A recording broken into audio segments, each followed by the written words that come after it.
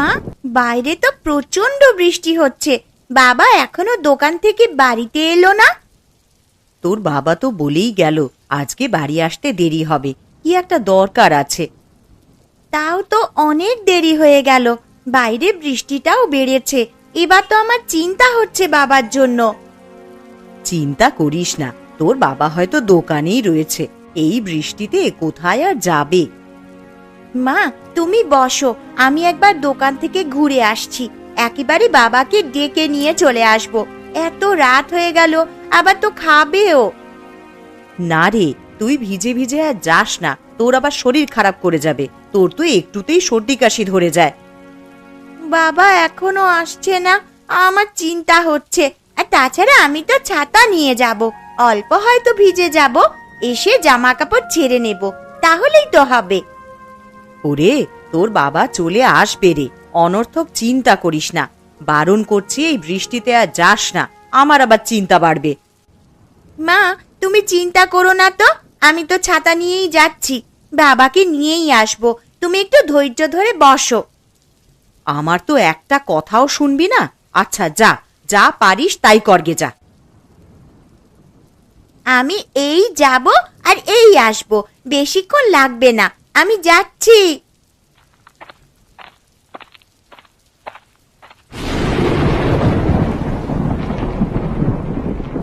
কি রে, জমির সব কাগজপত্র নিয়ে এসেছিস? 10 বিঘা জমিটা কিন্তু আমার চাই। হ্যাঁ নিয়ে এসেছি, কিন্তু তোর কাছে একটা মাত্র অনুরোধ আমার, মেয়েটাকে কিছু করিস না, আমি সব সম্পত্তি তোর নামে করে দেব। কাগজপত্রগুলো বের কর, তাতে স্বাক্ষর কর, আমি সব কিছু আমার নামে হোক আগে, তারপর আমি ভাববো, বুঝলি? তোর মনে সম্পত্তি নিয়ে এত হিংসে ছিল জানতাম না, নিজের বাড়ি করলি আর কি জানতে পারবো। এই তোকে বড় বড় কথা বলতে বলিনি আমি, তাড়াতাড়ি কাগজপত্রগুলো বের করে আমার নামে করে দে, না হলে কিন্তু এর ফল ভালো হবে না। এই যে জমির কাগজপত্র, তুই ছুরি নিয়ে এসেছিস কেন? আমার উপর কি একটু বিশ্বাস নাই? না না, আমার বিশ্বাস নেই। তুই তাড়াতাড়ি এই 10 বিঘা জমির দলিলে স্বাক্ষর কর, না হলে কিন্তু ভালো হবে না, ঠিক আছে? এই দেখ, আমি স্বাক্ষর করে দিয়েছি, এবার তুই আমাকে কথা দিয়ে যা, মানে আমার মেয়েটাকে কিছু করবি না। এই তোর মেয়ের কথা ছাড়, তোর এখন কি হবে? আমি জোর জবরদস্তি করে তোর সম্পত্তি হাতিয়ে নিলাম, তুই তো আমাকে ছেড়ে দিবি না, তাই আগে তোকেই মারবো। আমি তোর কি ক্ষতি করেছি যে আমাকে মারবি? আমার উপর কেন তোর এত রাগ?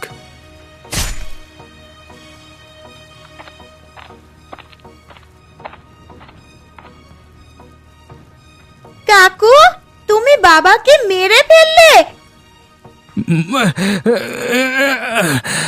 মারে, তুই এখান থেকে ছুটে পালা, তোর বিপদ হতে পারে, তাড়াতাড়ি পালিয়ে যা। আমি খুন করেছি সেটা দেখে ফেললো, ব্যাপারটা তো ভালো হবে না, একেও মরতে হবে দেখছি। আমি আমি চলে যাই এখান থেকে, না হলে আমার আর রক্ষে নেই।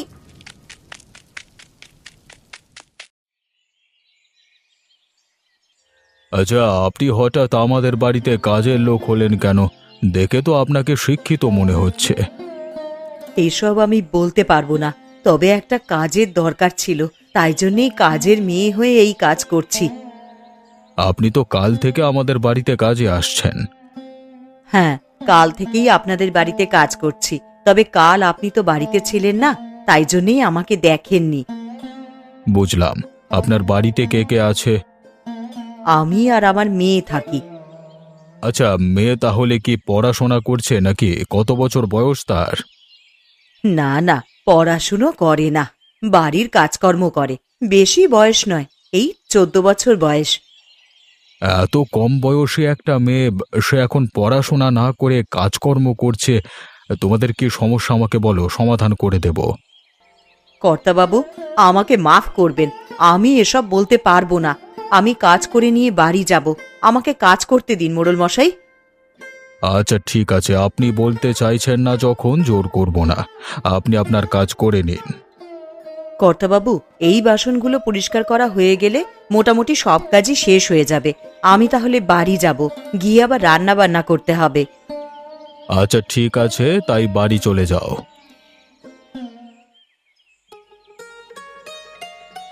কি গো, এবারে ফসল কেমন হলো? এবার তো ফসল ওঠার সময় হয়ে এলো গো। হ্যাঁ, এবারের ফসল খুব ভালো হয়েছে, কিন্তু বর্ষা ঢুকে গেল, এবার ফসল কাটার অসুবিধে হবে। এই যেমন এখন আকাশটা পরিষ্কার আছে, আবার কিছুক্ষণ পরে বৃষ্টি নামছে। বর্ষাকালটা তো ঠিক এই রকমই, কখন বৃষ্টি হবে কেউ জানে না। তবে ওই 10 বিঘা জমিতে কেমন চাষ হচ্ছে গো? ওই 10 বিঘা জমি যেটা আমি দখল করে নিয়েছিলাম, ওটার কথা বলছো তো? হ্যাঁ গো হ্যাঁ, তোমার দাদার জমি, এত কষ্ট করে যেটা আদায় করেছো। ওই জমিটার উপর কি আমার এমনি এমনি লক্ষ্য ছিল নাকি? ওই জমিটা খুব উর্বর, তাই জন্য তো এত কাঠখড় পুড়িয়ে ওই জমি আমার নামে করে নিলাম। এখন দারুণ ফসল হচ্ছে। সত্যি ভাবা যায়, তুমি কোথায় ছিলে আর এখন কোথায় এসে দাঁড়িয়েছো। তবে ভয় একটাই, দাদার মেয়ে অর্থাৎ মেঘা যদি সবার সামনে মুখ খোলে তাহলেই আমি শেষ। সকল সন্দেহ আমাকে করে, কিন্তু প্রমাণ নেই তো কিছু করতে পারে না।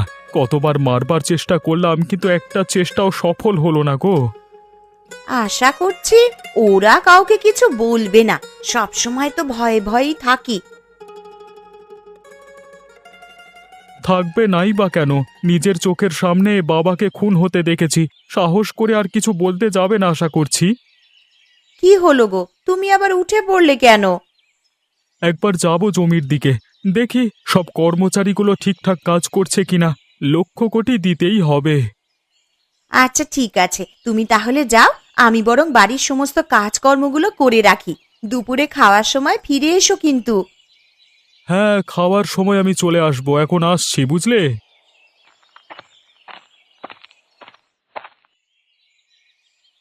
হ্যাঁ, বাবু, আমি ভেতরে আসতে পারি?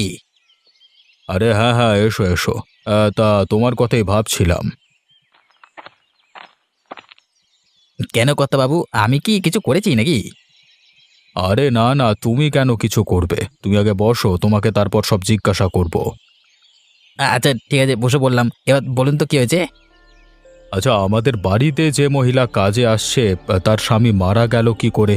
আমি অনেক করে জিজ্ঞেস করলাম আজকে, কিন্তু কিছু বলতে চাইলো না। বলবি বা কি করে, ওদের তো ভয় দেখিয়ে রেখে দিয়েছে। কি বলছো কি তুমি? আমার গ্রামে কে ভয় দেখিয়ে রেখে দিয়েছে? আমি তো সব কিছুই জানি না। এই ঘটনাটা হচ্ছে প্রায় 3 বছর আগেকার। তখন আপনি এই গ্রামের মোড়ল মশাই ছিলেন না, অন্য একজন ছিলেন।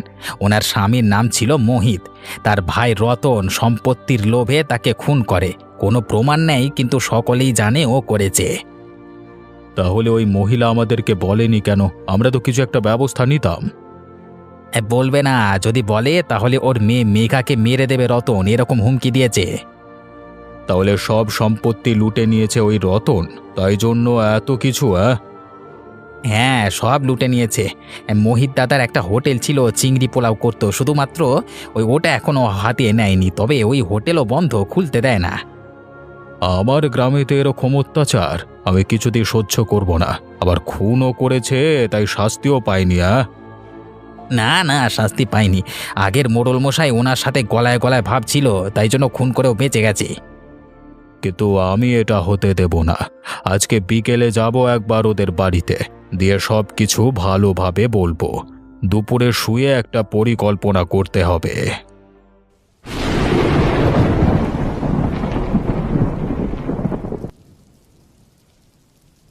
মা, তোর আর কতটা বাকি রে? আমার যে শাক রান্না হয়ে গেল, এবার তো খিচুড়িটা বসিয়ে দেব।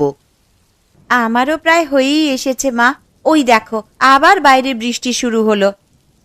বর্ষাকালে তো বৃষ্টি হবেই রে। বর্ষাকালে বৃষ্টির দিনে খিচুড়ি ভালোই লাগে। মা, আমি বলছিলাম কি, আমাদের তো টাকার খুব সমস্যা হচ্ছে। তুমি যা করতে পারি, চিংড়ি পোলাওটাও পারবো। বাবার দোকানে খাবার গ্রামের মানুষেরা কত পছন্দ করত। দোকানটা খুললে ভালোই বিক্রি হবে কিন্তু। তোকে আমি বারণ করছি, বড়দের কথা শুনতে হয় জানিস না? যেটা করছিস সেটাতে মন দে, একদম এসব কথার মুখেও আনবি না। আমি তোমায় কি বললাম? শুধু ভালোর জন্যই তো বলছিলাম। এই কাজটা এখন করছিস তো, এটাই কর। আনাজগুলো কেটে তাড়াতাড়ি আমায় দে।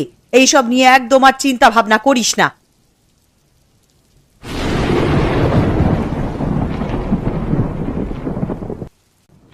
গিন্নি, আমি বাড়ি চলে এসেছি।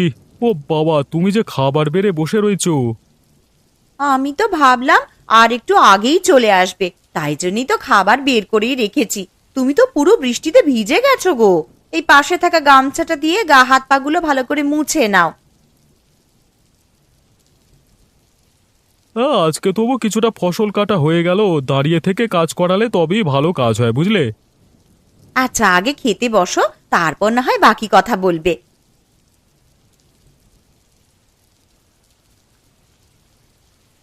আজকে রান্নাগুলো বেশ দারুণ হয়েছে গো গিন্নি। এত সুন্দর রান্না অনেকদিন পর খেলাম। কি বলতে চাইছো কি তুমি? হ্যাঁ, আমার রান্না রোজ ভালো হয় না? না গো গিন্নি, আমি সেটা বলছি না। বলছি অন্য দিনের থেকে এটা আরো ভালো হয়েছে। আমি আবার তোমাকে খারাপ বলতে পারি? 5টা নয়, 7টা নয়, একটা মাত্র বউ আমার।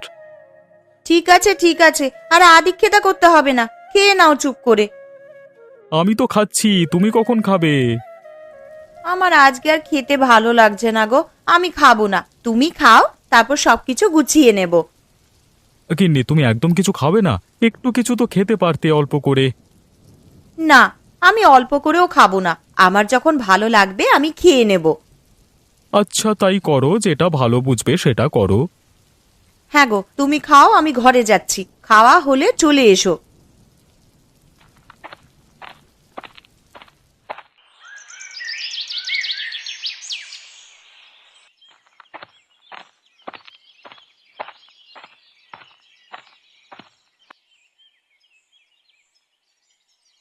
এই যে সুমতি, আপনাকে বলছি, আমি সব কিছু জানতে পেরেছি। আপনার সাথে কিছু কথা আছে। আরে মোড়ল মশাই, আপনি আমার বাড়িতে? এ তো আমার পরম সৌভাগ্য। আসুন, ভেতরে এসে বসুন। দিদি, তুমি ভয় পেও না, আমাদের মোড়ল মশাই সব কিছু ঠিক করতে এসেছে। ভেতরে চলো, কথা বলছি। মেঘা, তুইও ভেতরে আয়। আচ্ছা, চলেন তাহলে।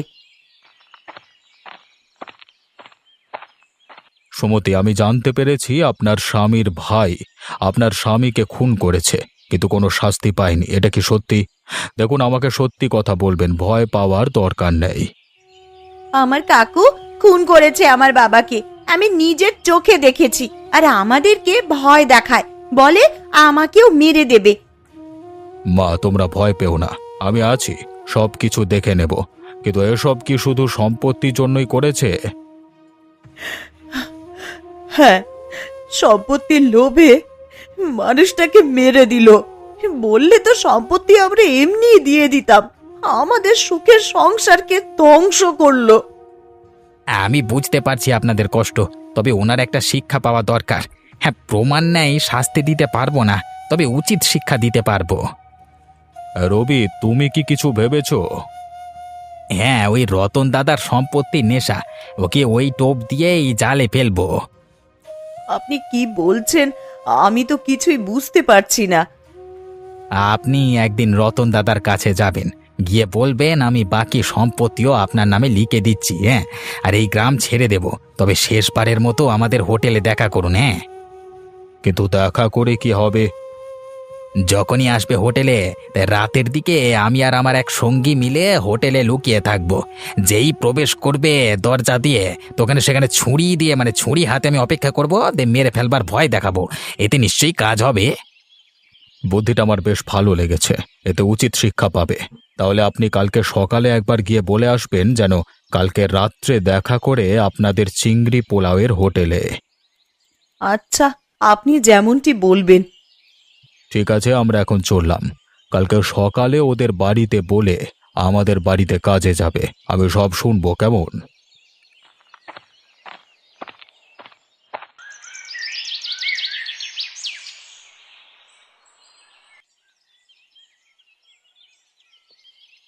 দাদা, বাড়িতে আছেন? কি হয়েছে? তুমি হঠাৎ এখানে এলে কেন? আবার কি কোনো গন্ডগোল পাকিয়েছো নাকি? দেখো, কাউকে কিছু বললে কিন্তু একদম ভালো হবে না। না না দাদা, ওসব কিছু নয়।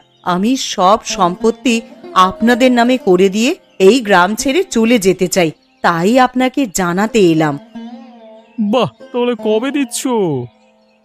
আমি একবার আমাদের ওই চিংড়ি পোলাওয়ের হোটেলে যেতে চাই। আজকে রাত্রিবেলায় আপনি ওখানে আসুন, আমি সব কাগজপত্রে স্বাক্ষর করে আপনার নামে সবকিছু করে দেব। আচ্ছা আচ্ছা, ঠিক আছে, ভালোই করেছো। হে, না হলে এমনিতে আমি কেড়েই নিতাম। তাই এসব কথা কেউ যেন জানতে না পারে, তাহলে কিন্তু বিপদ হবে তোমার মেয়ের, তাই না? দাদা, এতদিনে কেউ যখন জানেনি, এর পরেও জানতে পারবে না। আর আমরা তো এই গ্রাম ছেড়ে অনেক দূরেই চলে যাব। ঠিক আছে, এখন যাও, আমি ঠিক সময় পৌঁছে যাব। দেরি যেন না হয়, আর কাগজপত্র ঠিকঠাক করে নিয়ে যাবে। হ্যাঁ, আপনি কিছু চিন্তা করবেন না।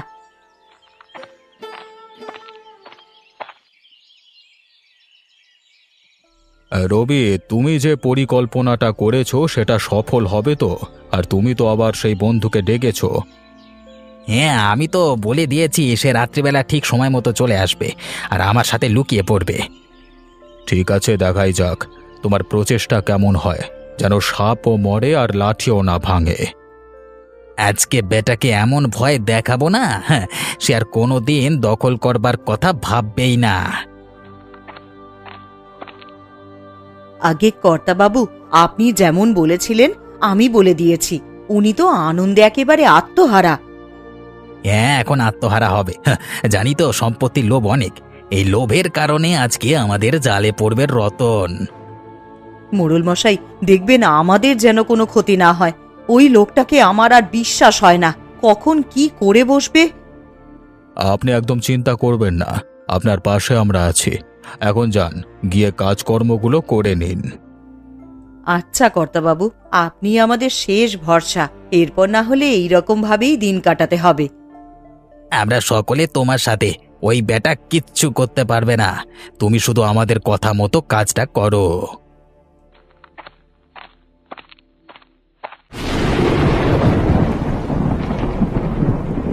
তোমরা সব ঠিকঠাক জায়গায় লুকিয়ে পড়েছো তো? কোনো অসুবিধা হয়নি তো? এই না না, আমরা ঠিকঠাক জায়গাতেই লুকিয়ে পড়েছি। আর আপনি এসব নিয়ে কথা বলবেন না, রতনের আসবার সময় হয়ে গেছে।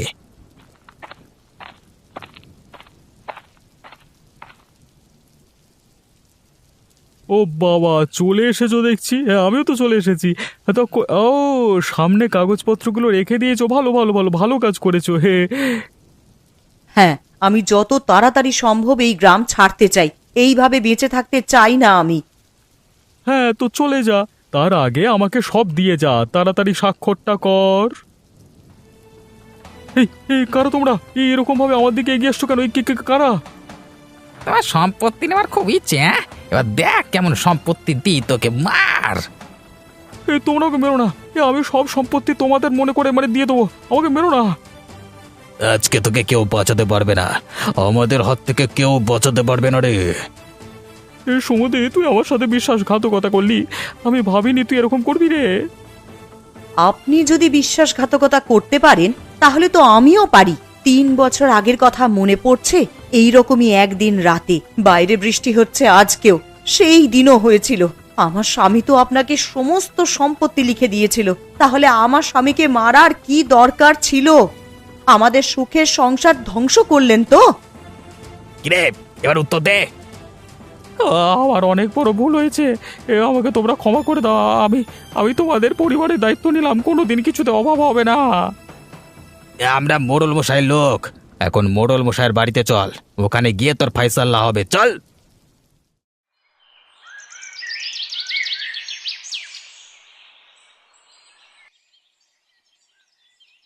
এই মোড়ল মশাই, এই দেখুন ধরে এনেছি। এবার আপনি ফয়সাল্লা করুন, কি করবেন? এই যে রতন, তোমার কি বক্তব্য আছে বলে ফেলো, তারপর আমি ভেবে দেখব কি করা যায়। মোড়ল মশাই, আমাকে মাফ করে দিন না, অনেক বড় ভুল করেছি তো। আমি তো মোহন দাদার জীবন ফেরত দিতে পারবো না, তবে আমি আমার বৌদিদের দায়িত্ব নেব। কোনোদিন কিছু অসুবিধে তো হতে দেব না। এসো বাবা, পথে এসো।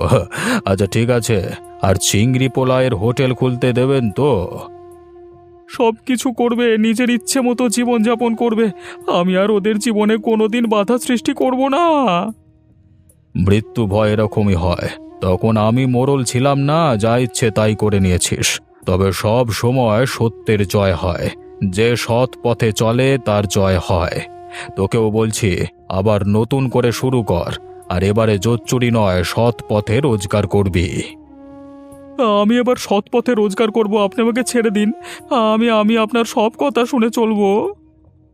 আমার কথা শুনে চলতে হবে না, নিজেদের পরিবারের মধ্যে ভালোভাবে মিলিয়ে মিশে থাকো, তাহলে হবে। তাই তো সুমতি, তোমার ভাইকে আপন করে নেবে তো? হ্যাঁ, অবশ্যই নেব, কেন নেব না। আর আমি কাল থেকেই চিংড়ি পোলাওয়ের হোটেল শুরু করে দেব। তাহলে আমরা সকলে যাচ্ছি খেতে। কালকে আবার নতুন করে শুরু হবে তোমাদের চিংড়ি পোলাওয়ের হোটেল। খাওয়াবেন তো?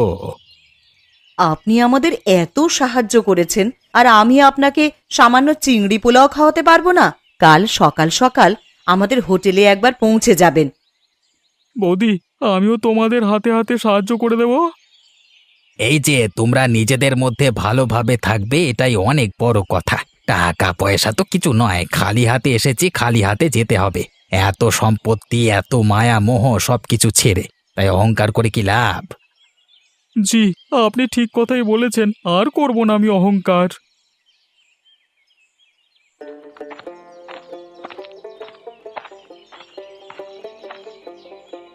আসুন মোড়ল মশাই, আসুন।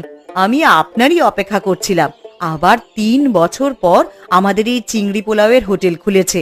আজকে আমি আর মেঘা খুবই আনন্দিত। সেসব না হয় ঠিক আছে, এবার কিন্তু মেঘাকে পড়তে হবে। এত কম বয়সে কাজ করতে দেব না আমি। কি মেঘা মা, পড়বি তো? হ্যাঁ মোড়ল মশাই, আমি পড়বো। আমাদের হোটেল যখন খুলে গেছে, আর অর্থের অভাব হবে না। মোড়ল মশাই, আপনার খাওয়ার যে ঠান্ডা হয়ে যাচ্ছে, আসেন খেতে বসেন। আমাদের হোটেলের চিংড়ি পোলাও খান। তারক, রবি, এসো খেতে বসবে, এসো। অনেক দূর থেকে হেঁটে হেঁটে এসেছি, ক্ষুধা লাগছে আমার।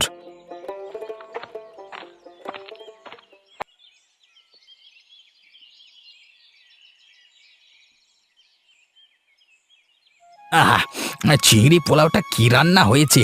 গ্রামে এত সুন্দর রাঁধুনি থাকতে দোকানটা বন্ধ হয়েছিল, গা করকর তো করবেই। তুই ঠিকই বলেছিস রে, চিংড়ি পোলাও আমি অনেক জায়গায় খেয়েছি, তবে এখানে খুব সুন্দর রান্না হয়েছে, যাকে বলে অতুলনীয়। মোড়ল মশাই, আপনার কি ভালো লাগেনি খাবারটা? আপনি চুপ করে খাচ্ছেন। খাবারটা আমার এত সুন্দর লেগেছে যে কিছুই বলতে পারছি না। সত্যি, তোমার মায়ের হাতের রান্না খুব সুন্দর। আর অন্য কি রান্না ভালো হয় জানি না, তবে এই চিংড়ি পোলাও খুব সুন্দর হয়েছে। আচ্ছা মোড়ল মশাই, কি ভাগ্যে সেই বেলায় আর বৃষ্টি হয়নি। বৃষ্টি হলে আর আপনি আসতেই পারতেন না। এবার যেদিন ইচ্ছে হবে বৃষ্টি হলেও চলে আসব। বৃষ্টির জন্য এরকম খাওয়ার হাতছাড়া করা যাবে না, কি বলো রবি? একদম ঠিক বলেছেন, আমি আপনার সাথে সহমত। যেদিন আসবেন আমাকেও বলবেন, আমিও আসবো। বিধাতা যা করে মঙ্গলের জন্যই করে। সব কিছু দেখো তুমি, তুমিই আমাদের একমাত্র ভরসা।